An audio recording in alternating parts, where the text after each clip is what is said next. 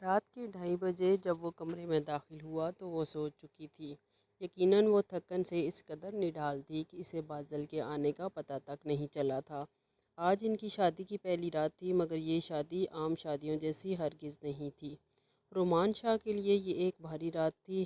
کہاں وہ شادی میں شامل ہونے گیا تھا اور کہاں خود اس کی ہی شادی ہو گئی۔ شادی بھی اس لڑکی سے جس سے اس کا رسمی سا تعلق تھا۔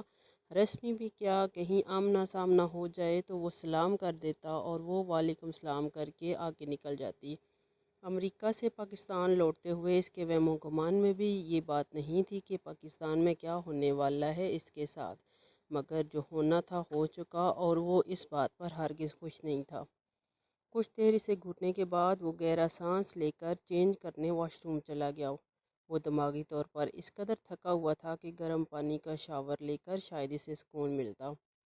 واش روم میں پانی گرنے کی مسلسل آواز نے اسے جگا دیا تھا۔ بادل یقیناً آ چکا تھا اور وہ سوئی پڑی تھی۔ وہ ہڑبڑا کر اٹھ بیٹھی تھی۔ پتہ نہیں اتنی پریشانی میں اسے نیند کیسے آ گئی تھی۔ دادو ٹھیک کہتی تھی، وہ نیند کے معاملے میں کمزور تھی، کسی بھی وقت کہیں بھی سو جاتی تھی۔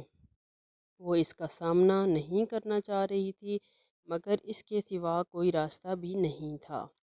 ایک ایسا انسان کو جو چند دن پہلے امریکہ سے آیا تھا اور وہ اسے جانتی تک نہیں تھی کہ وہ کیسا ہے۔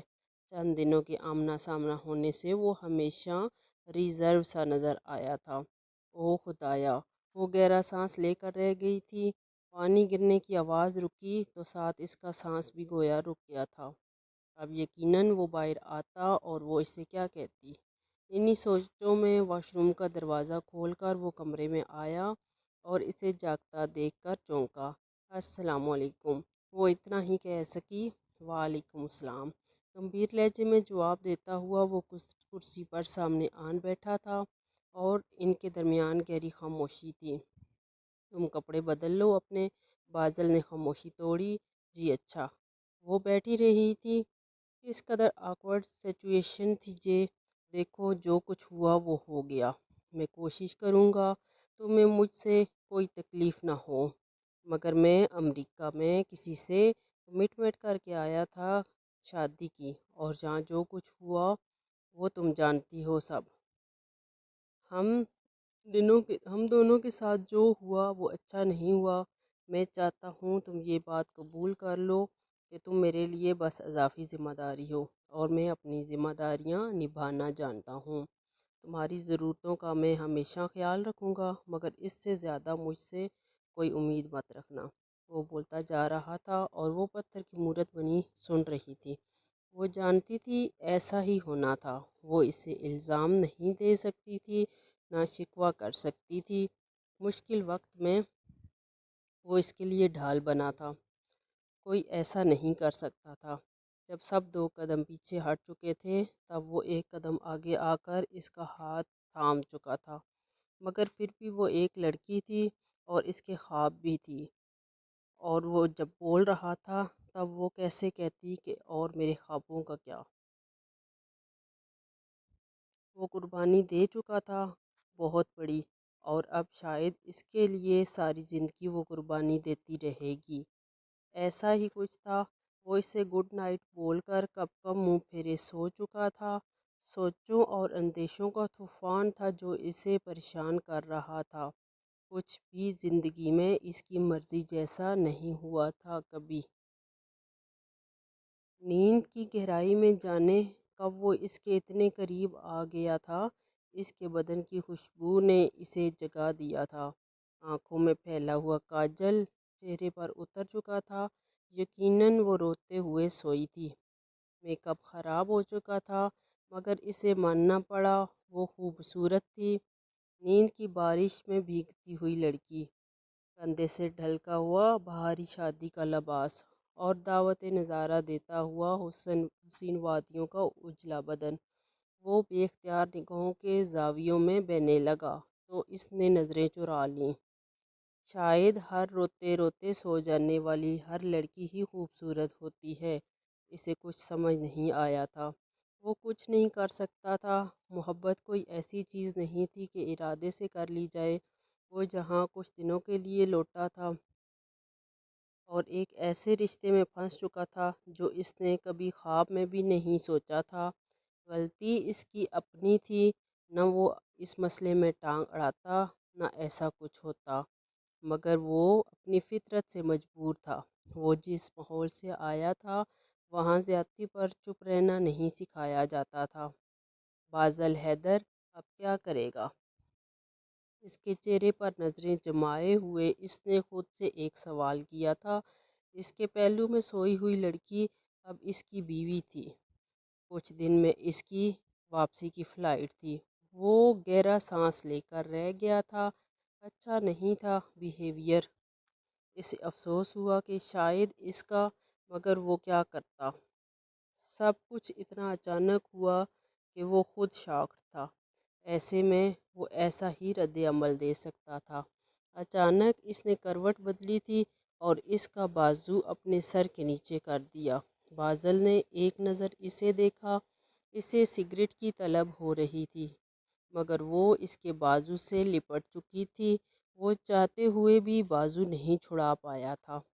آنکھ کھلنے پر اسے پتہ چلا تھا کہ وہ بازل کے بازو سے لپٹی ہوئی ہے۔ وہ بدک کر پیچھے کو ہٹی تھی۔ پتہ نہیں نیند اسے کیسے آئی تھی۔ وہ شروع سے دادوں کے ساتھ سوتی تھی۔ ان کے بازو سے لپٹ کر اس کی عادت تھی۔ پتہ نہیں وہ کیا سوچ رہا ہوگا میرے بارے میں۔ وہ اسی ادھیڑ پن میں تھی کہ دروازے پر ہلکی سی دستک نے بازل کو بھی جگا دیا۔ اٹھ جاؤ، ناشتے کی میز پر، تھوڑی دیر میں سب پہنچ جائیں گے۔ باہر سے طیبہ بھابھی کی آواز سنائی تھی۔ بازل نے ایک نظر اسے دیکھا اور پھر خاموشی سے واش روم میں گھس گیا۔ 5 منٹ بعد وہ آئینے کے سامنے تیار ہو رہا تھا۔ وہ اس کے کمرے باہر جانے کی ہمت جتا رہی تھی۔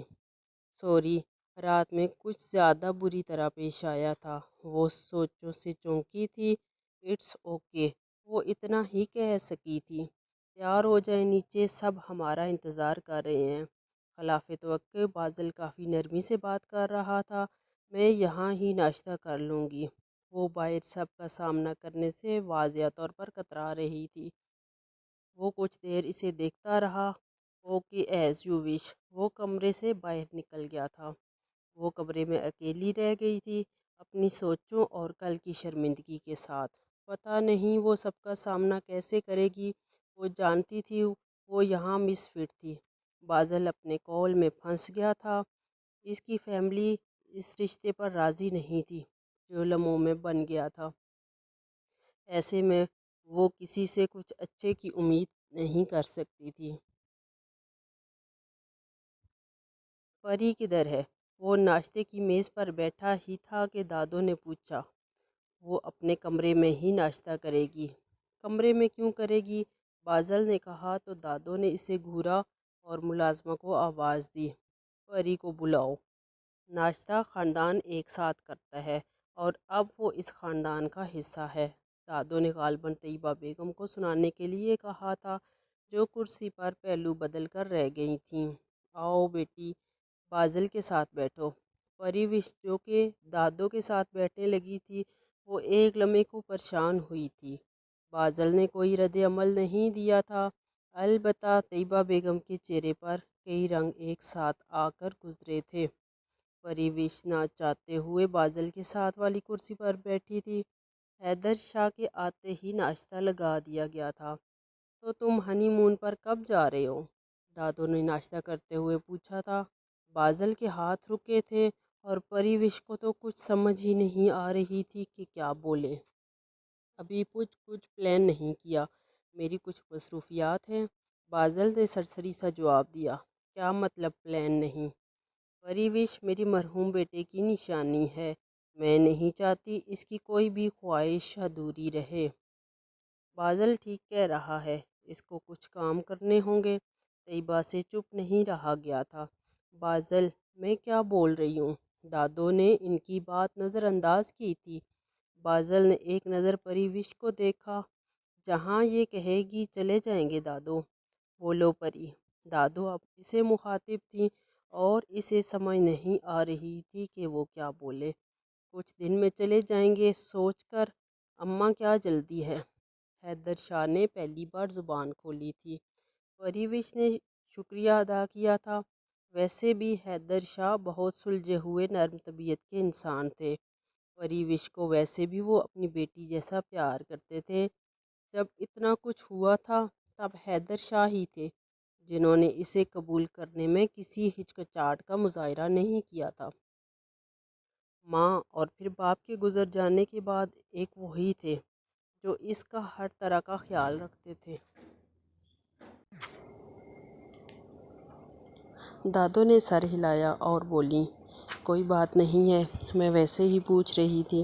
بازل، تم فری ہو کر آفس چکر لگانا، ایک بنگلے کے لیے مجھے تمہاری مدد چاہیے ہوگی۔ تمہاری ڈگری مکمل ہو چکی ہے ویسے بھی، سو میں چاہتا ہوں جب تک تم یہاں ہو کچھ معاملات دیکھ لو۔ حیدر شاہ نے ناشتہ ختم کرتے ہوئے بازل کو مخاطب کیا تھا۔ میں آ جاؤں گا ڈیڈ، فکر نہ کریں۔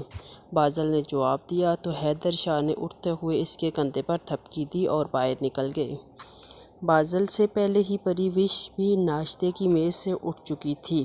بازل ایئرپورٹ سے باہر آیا تو یہ شہر ویسا ہی تھا جیسا وہ چھوڑ کر گیا تھا۔ 2 سال کا عرصہ گزرنے میں وقت ہی کتنا لگتا ہے، اسے بھی احساس نہیں ہوا تھا کہ کب 2 سال بیت گئے۔ اس نے کسی کو نہیں بتایا تھا کہ وہ لوٹ رہا۔ وہ سب کو سرپرائز دینا چاہتا تھا۔ ٹیکسی جب حیدر ہاؤس کے سامنے رکی تو وہ حیران ہوا۔ کافی گہما گہمی اور لائٹنگ کی ہوئی تھی۔ اس پر سب سے پہلے نظر طیبہ بیگم کی پڑی تھی، جو پہلے تو حیرانی سے بت گئیں اور پھر جھپٹ کر اسے گلے لگا لیا۔ حیدر شاہ، دادو اور باقی سب بھی اسے حیرانگی دیکھ کر حیرانی اور خوشی سے دوچار تھے۔ مجھے بتا دیا ہوتا میں گاڑی بھیج دیتا۔ حیدر شاہ نے اسے گلے لگایا تھا۔ میں سرپرائز دینا چاہتا تھا ڈیڈ۔ یہ سب کیا ہو رہا ہے؟ اس کا اشارہ لائٹنگ کی طرف تھا۔ پریوش کی مہندی ہے کل، دادو نے اسے اپنے پاس بٹھاتے ہوئے بتایا تھا۔ کون پریوش؟ اے ہائے، تیرے چچا کی بیٹی، باہر جا کر سب کچھ بھول گیا۔ دادی نے اس کے سر پر چپت رسید کی تھی۔ بازل واقعی بھول چکا تھا۔ یاد بھی کیسے رہتی، وہ یہاں ہوتا تب بھی وہ خال خال ہی سامنے آتی تھی، اور پھر کبھی فون پر بھی کسی نے اس کا ذکر نہیں کیا تھا۔ جاؤ فریش ہو جاؤ، بازل سفر کی تھکن ہے، ماں نے اسے اٹھایا تھا۔ میں تمہارے کپڑے پریس کر کے بھیجتی ہوں۔ وہ سر ہلاتے ہوئے اٹھا اور اپنے کمرے کی طرف بڑھ گیا۔ وہ واقعی کافی تھکن محسوس کر رہا تھا۔ ہلکی ہلکی بارش میں شہر بھیگنے لگا تھا۔ اف، یہ لاہور شہر! پری بارش اور لاہور دونوں کی دیوانی۔ جو کچھ ہو رہا تھا اس کے بعد یہ موسم اس کے لیے بہت راحت تھا۔ بازل کے کمرے کے عقب میں ایک چھوٹا سا گارڈن اور جھولا اس نے پہلی بار دیکھا۔ وہ جھولے پر بیٹھی بارش میں بھیگنے لگی تھی، اس بات سے بے خبر کہ بازل اسٹڈی روم کی کھڑکی سے اسے دیکھ رہا تھا۔ بازل نے بارش میں اسے بھیگتے ہوئے دیکھا۔ لباس اس کے سحر انگیز بدن پر بوسہ دے رہا تھا اور زلفیں بھیگ کر اس کی سراہی دار گردن کو چوم رہی تھیں۔ بازل کو ماننا پڑا وہ خوبصورت لڑکی تھی۔ وہ 2 دن سے اس چش و پنج میں گرفتار تھا کہ اس رشتے کو کیسے ساتھ لے کر چلا جائے۔ وہ ان مردوں میں سے نہیں تھا کہ عورت کو اس جرم کی سزا دے جس میں اس کا قصور نہ تھا۔ نرم دلی اسے حیدر شاہ سے جینز میں ملی تھی۔ وہ کچھ ایسا چاہتا تھا جس سے کسی کی دل آزاری نہ ہو۔ اس کی ماں کا رویہ پری کے ساتھ اچھا نہیں تھا، وہ یہ بھی محسوس کر چکا تھا، اور وہ جانتا تھا ان کی ضد بہت بری تھی۔ بازل، حیدر شاہ، بازل اور پھر دادو کی وجہ سے وہ خاموش تھیں، مگر یہ خاموشی طوفان سے پہلے کی تھی۔ 3 گھنٹے کی نیند لے کر بازل فریش ہو گیا تھا۔ وہ نہا کر کمرے سے نکلا تھا۔ لاؤنج میں باتیں کرنے کی آوازیں آ رہی تھیں، یقیناً سب وہی تھی۔ جب وہ لاؤنج میں داخل ہوا تو سب خاموش ہو گئے۔ کیا ہوا؟ وہ حیرانی سے بولا۔ کچھ نہیں بیٹا، بس ایسے ہی۔ تم سناؤ، تھکن اتری؟ ہاں، میں اب فریش ہوں، وہ باپ کے پاس بیٹھتے ہوئے بولا تھا۔ ایک کپ کافی مل سکتی ہے؟ وہ ماں سے بولا تھا۔ ہاں، کیوں نہیں؟ طیبہ بیگم نے پریوش کو آواز دی۔ السلام علیکم۔ وہ لانچ کے پاس ہی تھی، کہیں جو جن کی طرح حاضر ہوئی تھی۔ سلام یقیناً بازل کے لیے ہی تھا۔ بازل نے غور سے اسے دیکھا تھا، کہیں سے نہیں لگ رہا تھا کہ کل اس کی مہندی تھی۔ ایک کپ کافی بنا دو بازل کے لیے۔ جی میں بنا کر لاتی ہوں۔ اس سے پہلے بازل کچھ کہتا، طیبہ بیگم اسے کافی بنانے بھیج دیا تھا۔ تو کیا مسئلہ تھا؟ بازل نے باپ سے پوچھا تھا۔ ارے بیٹا بس، جہاں شادی ہو رہی تھی لڑکے والے گاڑی کی ڈیمانڈ کر رہے تھے، تو کیا ہوا، دے دیں؟ اتنی پریشانی کس لیے ہے اس بات پر؟ بات گاڑی کی نہیں ہے بازل، پہلے اس موضوع پر ان سے کوئی بات نہیں ہوئی۔ وہ نہ بھی کہتے تو میں دے دیتا، مگر انہوں نے ایک دن پہلے مہندی کے مانگی ہے، جس سے مجھے اچھا نہیں لگ رہا۔ میں نے پہلے ہی کہا تھا، یہ لوگ مجھے کچھ جچے نہیں تھے، دادو پہلی دفعہ بولی تھیں۔ کوئی بات نہیں دادو، پریشان نہ ہوں، ایک گاڑی کی بات ہے۔ بازل نے دادی کا ہاتھ تھپکا تھا۔ ویسے لڑکا کیا کرتا ہے دادو؟ نوکری کرتا ہے کہیں؟ دادو نے بتایا تو وہ حیدر شاہ کی طرف دیکھنے لگا تھا۔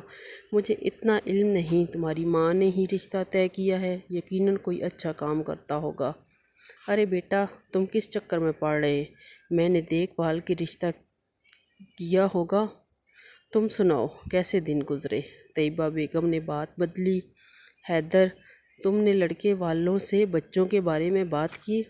دادو نے حیدر شاہ کو مخاطب کیا تھا۔ بازل نے حیرانگی سے دادو کو دیکھا۔ لڑکا پہلے شادی شدہ ہے، 2 بچے بھی ہیں۔ دادو نے بازل کو گویا بتایا تھا۔ کیا مطلب ہے؟ بازل مزید حیران ہوا تھا۔ 2 بچوں کا باپ ہے اور پری سے شادی ہو رہی۔ پریوش اس دوران کافی لے کر لاؤنج میں داخل ہوئی تھی۔ بازل کی بات سن کر اس کے چہرے پر ایک رنگ سا آ کر گزرا تھا۔ وہ کافی دیکھ کر جس خاموشی سے آئی تھی، اس خاموشی سے واپس چلی گئی تھی۔ بازل گہرا سانس لے کر رہ گیا تھا۔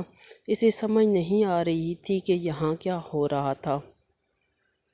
جب وہ کمرے میں داخل ہوئی تو بازل پہلے ہی بیڈ پر نیم دراز تھا۔ وہ ابھی لوٹا تھا، سارا دن مختلف جگہوں پر آوارہ گردی کرتے پرانے دوستوں کے ساتھ گزر گیا تھا۔ کیا میں آپ کے لیے کھانا لے آؤں؟ وہ دادو نے بولا کہ پوچھ لوں آپ سے۔ دادو نہ بولتی تو نہ پوچھتی۔ بازل نے موبائل سے نگاہیں ہٹا کر اسے دیکھا۔ نہیں مطلب پوچھتی میں، تم اتنی ڈری سہمی کیوں ہو؟ مانا کہ میں نے نہ چاہتے ہوئے تم سے شادی کی اور تم سے پوچھا نہیں گیا، مگر میں اب اتنا بھی کوئی خونخوار انسان نہیں کہ تم بکری کی طرح سہمی رہو مجھ سے۔ نہیں ایسا تو نہیں کچھ۔ کیا میں جاؤں؟ کہاں جاؤں؟ مطلب کمرے سے باہر۔ آپ نے کچھ کھانا تو نہیں اس لیے؟ بازل ہنس دیا تھا۔ وہ حیرانگی سے اسے دیکھنے لگی تھی۔ ایسا کرو 2 کپ کافی بنا لو۔ 2 کپ کیوں؟ آپ تو ایک ہی ہیں، اب ہم 2 ہیں، سو بنا لو۔ جی اچھا۔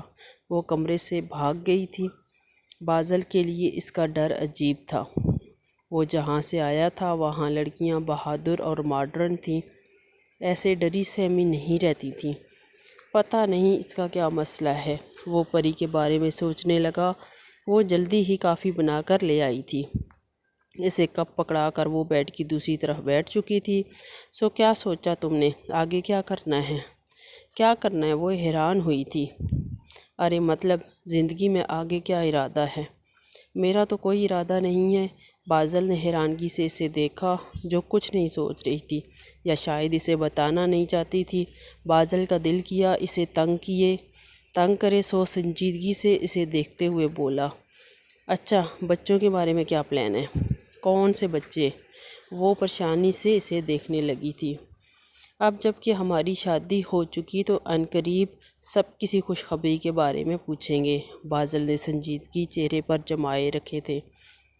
استغفر اللہ، آپ کیسی باتیں کر رہے ہیں میرے ساتھ؟ اس کا رنگ لال ہوا تھا۔ بازل نے بمشکل ہنسی روکی تھی۔ تو یہ باتیں میں کس کے ساتھ کروں؟ اس کا چہرہ مزید لال ہوا تھا بازل کی بات سن کر۔ چلو سوچ کر کے بتا دینا، بازل نے موبائل اٹھاتے ہوئے کہا تھا۔ وہ سرخ چہرہ لیے کپ اٹھا کر باہر بھاگی تھی۔ بازل مسکرا دیا تھا۔ परिवेश गाल के नीचे हाथ रखे ख्वाबों की मुसाफिर बनी हुई थी। खुले जुल्फों की शरीर सी एक लिट इसके लबों पर बेपरवाही से बोसा दे रही थी। बाज़ल हैदर, जिसकी आंख नींद से खुली थी, इसे बेखबर अपनी तरफ सोता देख महबूब हो गया था। इसकी निगाहें फिसलती हुई बूंद की तरह इसके होंठों और गर्दन और फिर नीचे की तरफ सफ़र करने लगी थीं। तो इसने खुद को टोका। वो इसकी मनकूआ थी, मगर फिर भी इनमें से ऐसा कुछ नहीं था कि वो गुस्ताखियों पर उतर आता। इसने अपनी निगाहों को काबू में रखते हुए हाथ बढ़ाकर इसके लबों पर शरारत करती बालों की एक लिट को हटाया था, और ऐन इसी वक्त परी की आंखें खुली थीं और इसने एक ज़ोरदार चीख मारी थी।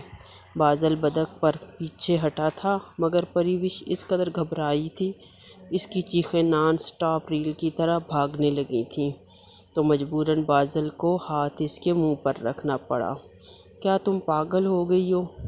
सब सोए हुए हैं, तुम ऐसे चला रही हो जैसे पता नहीं कौन सी आफत तुम्हारे सर पर आन गिरी है। आप क्या करने की कोशिश कर रहे थे मेरे साथ? परिविश ज़रा होश में आई तो झट से इसका हाथ लबों से परे करते हुए बोली, मैं कुछ नहीं कर रहा था। आप कुछ कर रहे थे? क्या कर रहा था? बाज़ल ने इसकी आंखों में झांका, जो कच्ची नींद से बेदारी की वजह से हल्की सी गुलाबी हो रही थीं। या खुदाया, ये आंखें वो खुद को टोक गया। आप मेरे साथ? वो कुछ कहते कहते रुक सी गई थी। हाँ, क्या मैं तुम्हारे साथ? वो मज़ीद गंभीर लहजे में पूछ रहा था। परे हटें आप और इधर दूर होकर ज़रा सोया करें प्लीज़। वैसे तुम्हारी इत्तला के लिए अर्ज़ है कि मैं नहीं, तुम मेरी इस तरफ आई हो। जी नहीं, वो तंग कर बोली थी। आप किस हक़ से ऐसा कर रहे थे मेरे साथ? वो रवानी में बोलते फिर चुप कर गई थी। इसे इज़्दवाजी हकूक़ कहा जाता है। जी नहीं, जी हाँ, वो इसके इनकार पर इकरार करवा रहा था। क्या मसला है आपका?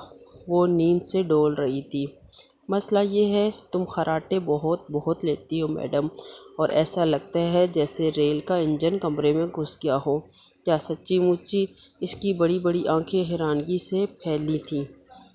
उफ़ बाज़ल हैदर, ये लड़की मजाक भी नहीं समझती है। बाज़ल ने आह भरी तो परिविश शर्मिंदा सी हुई। वो वाकई बहुत बेवकूफ़ थी। सो जाएं आप। वो ज़रा दूर होकर लेट गई थी और इसे देखने लगी थी। तो मुझे घूरना बंद करोगी? बाज़ल ने आंखें बंद करने के बाद महसूस किया वो इसे ही घूर रही थी। आप सो जाएं, मैं भी सो जाऊंगी। बाज़ल ने आंखें खोलकर इसे देखा। तुम्हें लगता तुम सो जाओगी तो मैं तुम्हारे साथ ऐसा वैसा कुछ करूँगा? परिविश का चेहरा लाल हुआ था। जी नहीं, ऐसा कुछ नहीं कहा मैंने। कहा नहीं, सोचा तो है। नहीं सोचा, वो तंग कर बोली थी। वैसे ऐसा वैसा कुछ मैं तुम्हारे साथ जागते हुए भी कर सकता हूँ। वो उठ बैठा था। क्या मतलब आपका? वो बदकी थी। क्या रूम लॉक्ड है? बाज़ल ने पूछा तो परिविश ने घबरा कर बाज़ल को देखा और फिर दरवाज़े को। बाज़ल को लगा वो अभी उठकर दरवाज़े की तरफ दौड़ लगा देगी, सो बोला, फ़िक्र मत करो, मैं ऐसा कुछ नहीं करने वाला। मेरा टेस्ट इतना भी ख़राब नहीं है। बाज़ल ने जानबूझकर ऐसा कहा था और तीर निशाने पर लगा था। क्या मतलब आपकी इस बात का?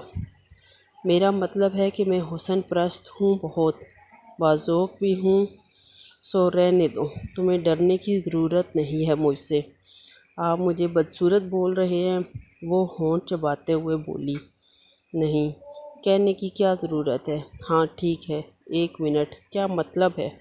वो सर हिलाकर खुद ही चौंकी थी। कोई मतलब नहीं। बाज़ल दिल में ही हंसा था, वो बस इसे घूर कर रह गई थी। बाज़ल ने आंखें बंद कर लीं। वो जानता था वो इसे ही घूरे जा रही है। पता नहीं क्यों इसे परिविश को तंग करने में मज़ा आ रहा था। तुमने इस शादी से इनकार क्यों नहीं किया परिविश? तुम इनकार कर देती तो किसी को जुर्रत नहीं होती कि तुम पर ज़बरदस्ती कर सके। दादो परिविश से बात कर रही थी। जब बाज़ल ने अपने कमरे से निकल रहा था सो वो रुक गया। दादो, ये सिलसिला रुकने वाला नहीं था। आज नहीं तो कल किसी न किसी से शादी तो करनी होगी, फिर चाहे वो कोई भी हो।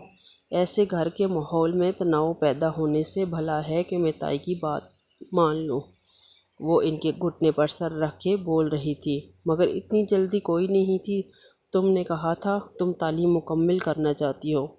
कोई बात नहीं दादू, मैं प्राइवेट हासिल कर लूँगी, इसमें कोई इशू नहीं है। परिवेश की थकी हुई आवाज़ से बादल को महसूस हुआ था कि वो इस शादी पर खुश नहीं थी, या फिर इतनी जल्दी शादी पर खुश नहीं थी। वो नीचे आया तो माँ को टीवी देखता हुआ पाया। मम्मा, वैसे ये परी की शादी इतनी जल्दी करने की भी क्या ज़रूरत थी? वो सरसरी से अंदाज में पूछ रहा था। क्यों, क्या हुआ? किसी ने कुछ कहा है क्या? अरे नहीं मम्मा, वैसे ही यूरोप में काफ़ी देर से शादियों का रवाज है, इसलिए बस जहन में आया। बेटा, वहाँ और यहाँ में बहुत फ़र्क है। वैसे भी परी एक ज़िम्मेदारी है, जितना जल्द हो सके ज़िम्मेदारी अदा करनी चाहिए। बादल ने कोई जवाब नहीं दिया था। वो अपने काम से काम रखने का आदी था, मगर परिवेश की बातों से इससे लगा था कि वो खुश नहीं थी। इसे अंदाज़ा था कि हैदर शाह ने इससे पूछ कर ही रिश्ते के लिए रजामंदी ज़ाहिर की होगी। कोई ज़्यादा मसला होता तो वो लाजमी इनकार कर देती। इससे बादल ने सोचने लगा था। बादल की आंख खुली तो इसे परिवेश को आईने के सामने खड़ा पाया, जो गीले बालों में कंघा कर रही थी। स्याह रेशमी जुल्फ़ें किसी रात की तरह थीं इसकी, और गर्दन पर तिल। वो इसे अनहमाक से देखने लगा। शादी किसी और से तय थी और ऐन वक्त पर किसी और के साथ हो गई। मैट्रिक में थी जब चचा चची एक कार क्रैश में गुजर गए। वक्त के साथ बादल ने इसे बड़ा होते देखा था। वो बोर्डिंग स्कूल में था, फिर कॉलेज यूनिवर्सिटी में भी, ज़्यादा हॉस्टल में रहा और फिर बाहर चला गया। सो इनके दरमियान रस्मी सा एक तलक रहा था। इसे देखते हुए बादल ने सोचा, वो एक बहादुर लड़की थी जो ज़िंदगी के हज़ार दुखों और मसाइल के साथ लड़ रही थी। एक वॉरियर, एक सच्ची। जब वो जुल्फ़ों को बांधने लगी तो बादल ने आवाज़ दी, इनको खुला रहने दो। वो बदक कर पीछे मुड़ी थी और फिर झपट कर अपना दुपट्टा ओढ़ा। बादल बेड पर सीधा होकर बैठ गया और बोला, लगता है तुम मुझे शोर नहीं समझती। ऐसा नहीं है। लग तो रहा है जैसे मैं कोई लुच्चा लोफर या लुच्चा इंसान हूँ जिससे तुम डरे। बादल को इसका अंदाज़ अच्छा नहीं लगा था। वो असल में मुझे शर्म आती है, इसलिए बस। वो निगाहें झुकाए हुए बोल रही थी। तुम एक बहादुर लड़की हो परिवेश, मैं तुम्हारी बहादुरी को अप्रिशिएट करता हूँ और तुम्हारी इज़्ज़त करता हूँ। सो सर झुकाकर डरी हुई बकरी बनकर मेरे सामने मत रहा करो। You are warrior, live like that. परिवेश ने सर उठाकर बादल को देखा था। पहली बार किसी ने इसे सराहा था। वो हालात से लड़ते लड़ते काफ़ी थक चुकी थी। अपनों के खो देना और फिर अपनों के हाथों के ज़ख्म मंजमल नहीं होते थे। हमारे दरमियान मोहब्बत ना सही मगर इज़्ज़त भरा एक तल्लक है। तुम्हें और मुझे इसे कबूल करने में वक्त लगेगा, मगर मैं बादल हैदर शाह तल्लक में सच्चाई का कायल हूँ। मेरी तरफ से तुम पर कोई पाबंदी नहीं है। तुम अपनी पसंद से जैसी ज़िंदगी चाहती जी सकती हो। मैं तुम्हें सपोर्ट करूँगा। मैं जानता हूँ ये मुश्किल है, मगर इट्स ओके। होता है कभी कभी ऐसा भी। सब कुछ मर्ज़ी के हिसाब से तो नहीं होता ज़िंदगी में। तुम्हें खुश रहना सीखना चाहिए। वो धीमे लहजे में बोल रहा था। परिवेश बादल की इज़्ज़त करती, मगर आज इसकी बातें सुनकर शुक्रगुजारी का एहसास भी हो रहा था। वो बेड से उठा और 2 कदम लेकर इसके सामने आन खड़ा हुआ। इसे अपने करीब पाकर एक लम्हे को परिवेश की सांसों में तेज़ी आई थी। तुम्हें मुझसे डरना नहीं चाहिए लड़की। जी। परी हलकला कर रह गई थी। बादल हल्के से मुस्कुराया। बहादुर निगाहें चुरा कर नहीं मिलाकर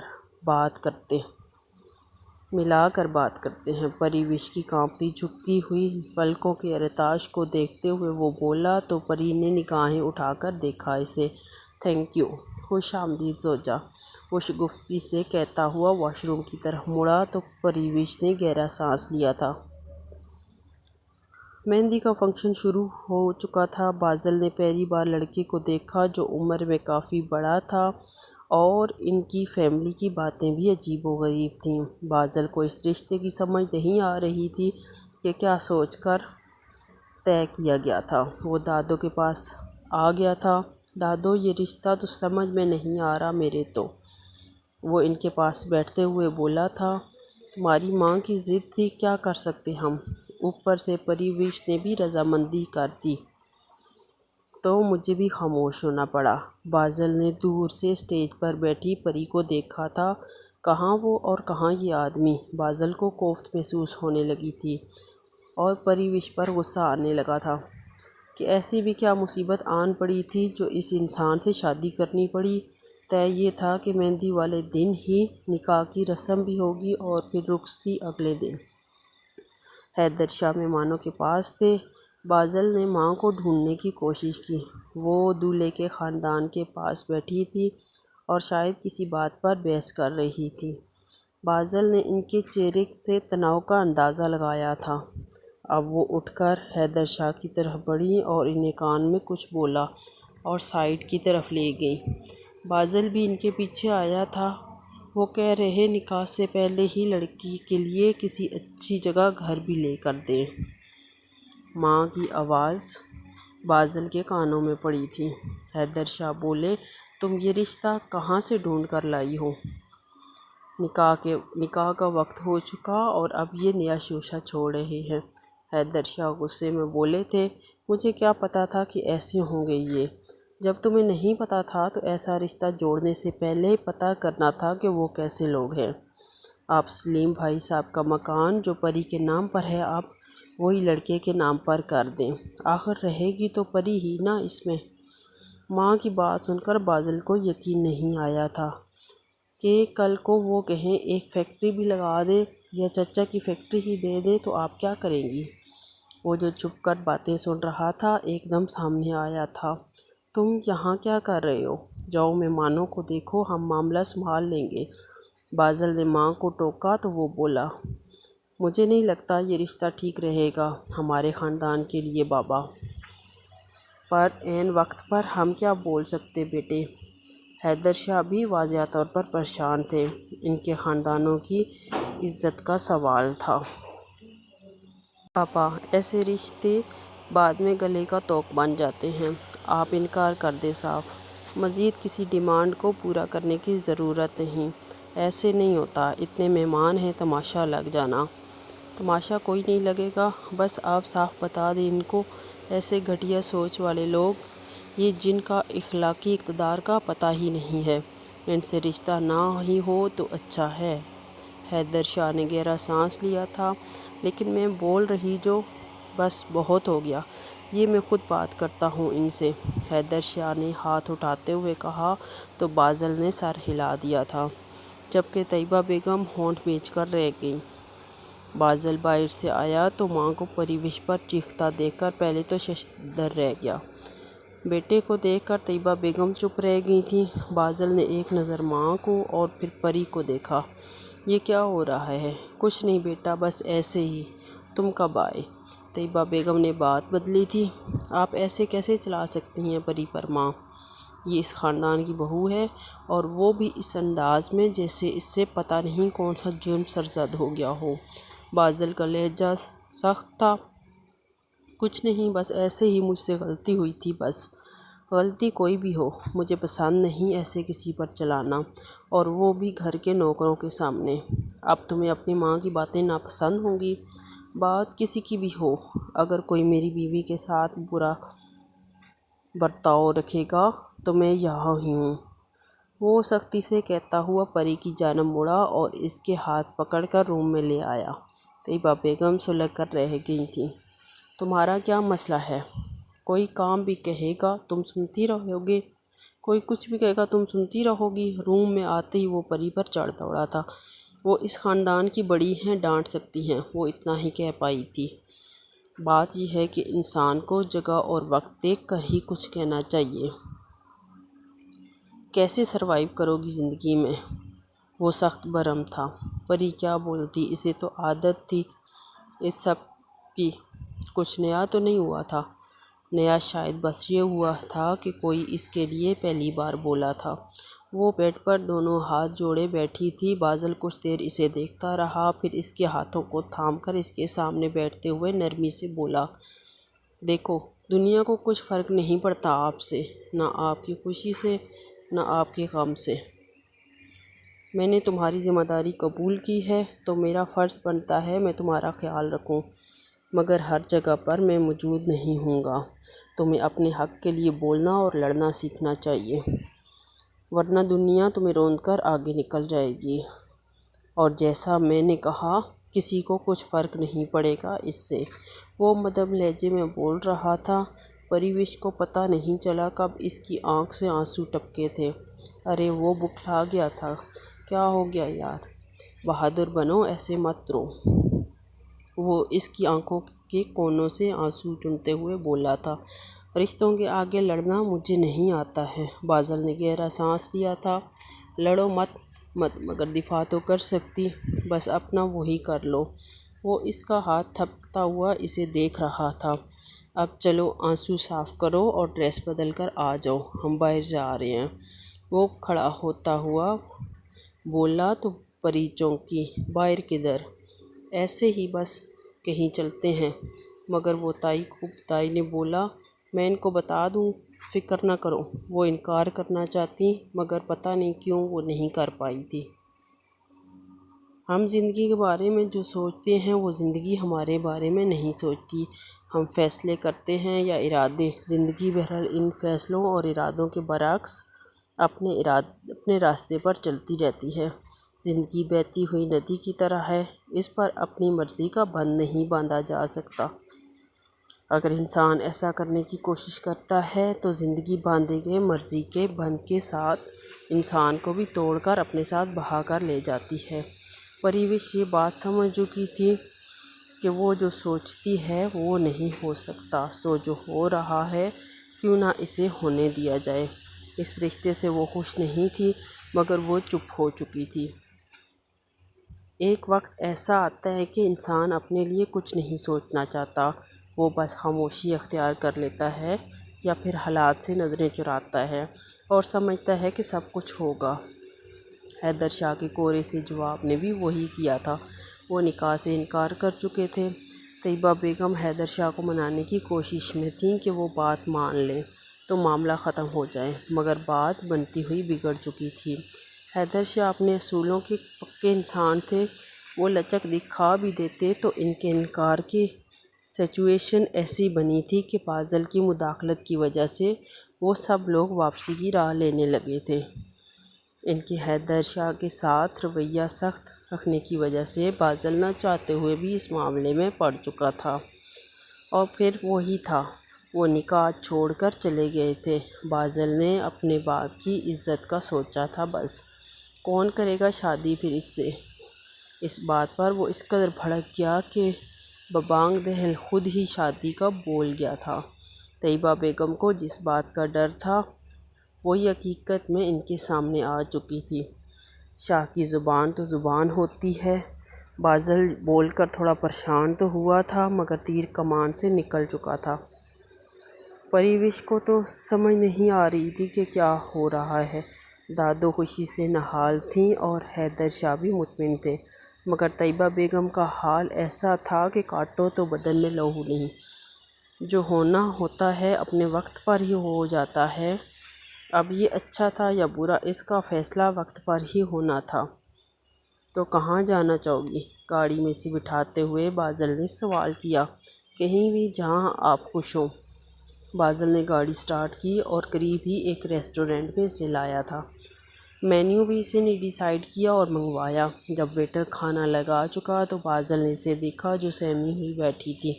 لوگ سمجھیں گے تمہیں میں اغوا کر کے لایا ہوں، بازل نے بات شروع کی۔ ایسا نہیں ہے، لگ تو ایسا ہی رہا ہے۔ بازل نے اس کی کیفیت دیکھتے ہوئے کہا تھا، آپ کو تائی سے ایسے بات نہیں کرنی چاہیے تھی، انہیں لگے گا میں نے کچھ کہا ہے آپ کو۔ ارے تمہاری سوئی وہاں ہی اٹکی ہوئی ہے ابھی تک۔ بازل نے منہ بنایا، پھر بھی وہ بڑی ہیں۔ بازل نے گہرا سانس لیا تھا۔ بڑے ہونے کا ثبوت بھی دینا چاہیے ان کو۔ ویسے بھی میں جاننا ان کو، وہ اپنی ضد میں ہوتی ہیں ہر وقت۔ میں نے صرف حق کی بات کی بس۔ تم یا کوئی بھی اور ہوتی تب بھی میں ایسا ہی کرتا۔ وہ کچھ نہیں بولی تھی۔ چلو اب کھانا کھاؤ، بازل نے حکم دیا تو پریوش آہستہ آہستہ کھانا کھانے لگی تھی۔ بازل سوچنے لگا تھا کہ اس کا کیا کرے گا۔ جیسا اس کا مزاج ہے وہ تو اللہ میاں کی گائے بنی ہوئی تھی، اور وہ جانتا تھا کہ معاشرہ اسے ذبح کر دے گا۔ طیبہ بیگم کا بازل اور پریوش کو ایک ساتھ دیکھ کر سلجھ جاتی تھی۔ ان کی شروع سے ہی کوشش رہی تھی پریوش بازل سے دور رہے۔ انہیں اپنے شوہر کی سخاوت اور بازل کی نرم دلی سے ہمیشہ دھڑکا لگا رہتا تھا۔ اس لیے جب بازل کی تعلیم مکمل ہونے کے قریب تھی تب انہوں نے جلدی میں رشتہ دیکھ کر پریوش کو اپنے گھر سے نکالنے کی تھی، مگر قسمت کے آگے ان کی ایک نہیں چلی تھی۔ وہ اپنی چالیں چل رہی تھیں اور قسمت اپنی۔ ان کی خواہش تھی کہ بازل کی شادی ان کی چھوٹی بہن کی بیٹی انسا سے ہو جائے۔ وہ ہار نہیں ماننا چاہتی تھیں۔ وہ ان عورتوں میں سے تھیں جن کی ضد کبھی ختم نہیں ہوتی، یہاں تک کہ وہ اپنی ضد کے آگے کسی کو بھی قربان کر لیتی ہیں۔ وہ اپنی انہی سوچوں میں غلطاں لان میں ٹہل رہی تھیں جب بازل وہاں آیا۔ ہم کل ناران کاغان کے لیے جا رہے ہیں۔ ہاں بیٹا، کیوں نہیں، ضرور جاؤ۔ اندر سے تو وہ سلجھ گئی تھیں، مگر انہوں نے لہجہ کنٹرول رکھا تھا اپنا۔ بازل نے سر ہلایا اور گاڑی کی طرف بڑھ گیا۔ طیبہ بیگم نے سوچ لیا تھا اب وہ میٹھی چھری بنے گی۔ تیاری کر لو، کل ہم ہنی مون کے لیے جا رہے ہیں۔ بازل نے پریوش کو بتایا تو وہ چونکی۔ کیوں کا کیا مطلب ہوا؟ ہنی مون پر کیوں جاتے ہیں؟ وہ ہلکا سا مسکرایا تھا۔ پری کا چہرہ سرخ ہوا تھا۔ اتنے دور جانا ضروری ہے کیا؟ ہم یہیں گھوم پھر آتے ہیں۔ کبھی کبھی پاس آنے کے لیے دور جانا پڑتا ہے بیگم۔ وہ اس کے قریب ہوتے سرگوشی کے انداز میں بولا تھا۔ وہ بدک کر پیچھے ہوئی۔ کیا کر رہے ہیں آپ ایسے؟ وہ پیچھے ہٹتا ہوا گھبرا کر بولی۔